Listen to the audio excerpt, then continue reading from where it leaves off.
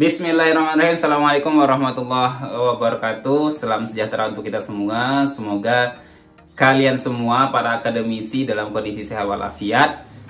Ini beberapa saat yang lalu ada pertanyaan yang muncul di YouTube saya, di channel YouTube. Ini Prof. Wah. Ini kok panggil Prof. Amin, amin, amin. Padahal ini masih jauh dari Prof ya. Prof, kalau untuk jumlah informan kualitatif bagaimana ya? Saya kemarin ditanya dosen pembimbing terkait berapa jumlah responden penelitian saya ini. Saya bingung apakah kualitatif ini ada batasan jumlah respondennya? Ditunggu jawabannya, please. Yang pertama yang mau saya sampaikan bahwa kalau menyebut informan dalam kualitatif itu jangan gunakan istilah responden ya, tapi gunakan jumlah informan saja, atau bisa menggunakan narasumber itu juga bisa. Nah, terkait pertanyaannya berapa jumlah yang harus saya gunakan begitu. Kalau kualitatif ini biasanya kan jumlah informannya sedikit. Hanya saja ada beberapa penelitian yang terkadang dia meneliti sebuah pandangan seseorang, tapi untuk skupnya kadang-kadang kecamatan, ataupun skupnya terkadang desa. Itu kan banyak jumlah orangnya. Bagaimana nih kalau di kuantitatif itu kan ada populasi dan ada sampelnya. Kalau di kualitatif seperti apa? Yuk kita jawab.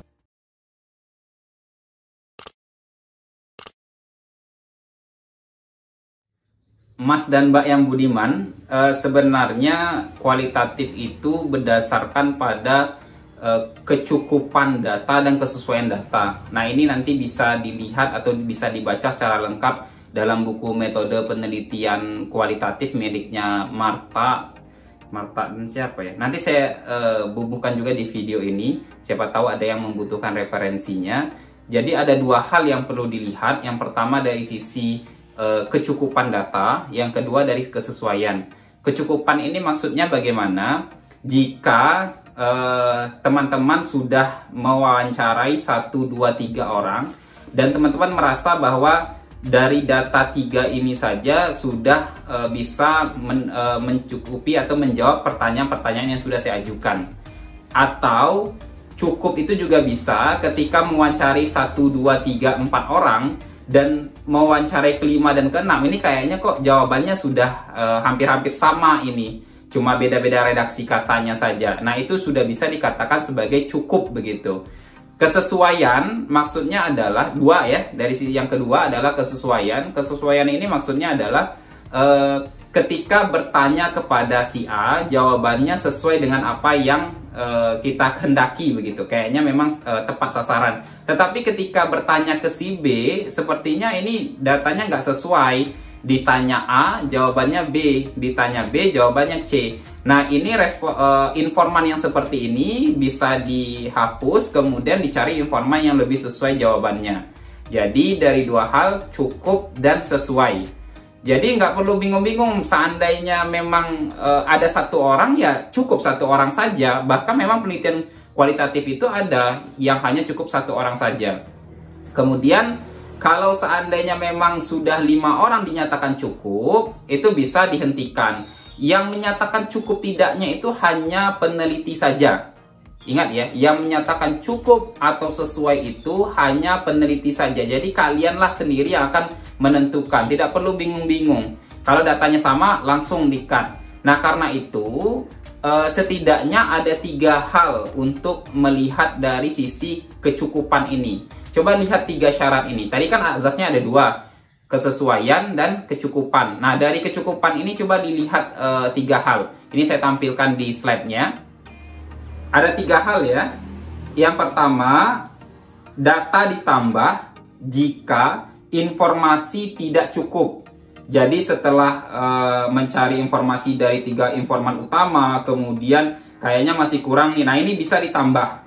Yang kedua, data itu dihentikan atau di stop jika informasi yang didapatkan itu sudah jenuh. Ini seperti yang saya jelaskan tadi. Jika jawabannya hampir sama antara responden 1 dengan responden yang ke-7 atau ke-8, itu bisa dihentikan.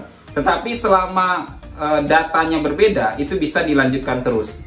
Kemudian yang terakhir, data dapat diganti atau ditukar jika informan tidak kooperatif atau tidak jujur, atau memang jawabannya itu tidak sesuai begitu. Seperti ini, saya pernah menemukan ada seorang mahasiswa, dia bertanya ke informan itu terkait dengan pengembangan sumber daya manusia. Tetapi setiap kali ditanya pengembangan, yang ditangkap oleh pemahaman informan ini adalah tentang rekrutmen ataupun tentang penerimaan siapa karyawan begitu. Ini kan sudah tidak sesuai. Bisa saja informannya kurang paham begitu. Bisa saja juga informannya memang tidak menguasai hal-hal seperti itu.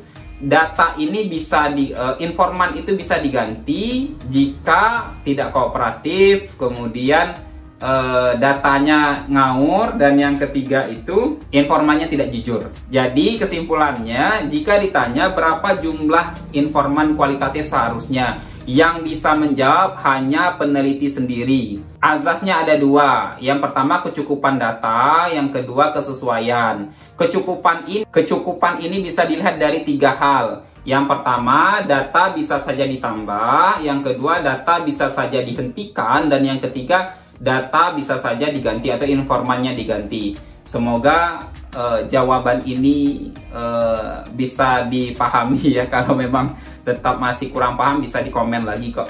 Nanti kalau ada hal-hal baru nanti kita posting kembali. Terkadang memang saya membuat video ini tergantung pada pertanyaan teman-teman. Semoga berkah. Mohon doanya agar saya terus bisa konsisten, karena memang ternyata banyak juga yang japri saya ataupun menelpon saya terkait dengan penelitian kualitatif ini. Selama saya bisa memberikan jawaban, akan saya bantu. Assalamualaikum warahmatullahi wabarakatuh.